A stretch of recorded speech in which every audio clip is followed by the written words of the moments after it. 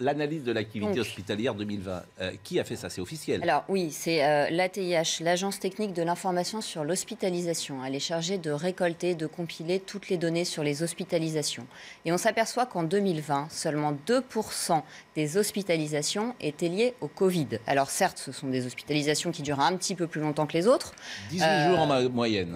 Mais seulement 2% et 5% en réa. Et qu'est-ce que ça veut Donc dire? on a donné l'impression que les services étaient pleins à craquer de patients Covid.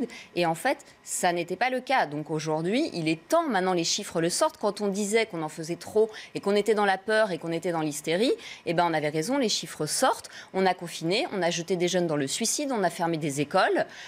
Il y avait peut-être d'autres manières de procéder moins brutales. Voilà, je suis désolée de vous dire que la peur a été disproportionnée. 218 000 patients ont été hospitalisés pour prise en charge de la Covid. Ça représente 2% de l'ensemble des patients hospitalisés au cours de l'année 2020, tout champ hospitalier confondu. Parmi l'ensemble des décès hospitaliers survenus au cours de l'année 2020, 11% ont concerné des patients Covid.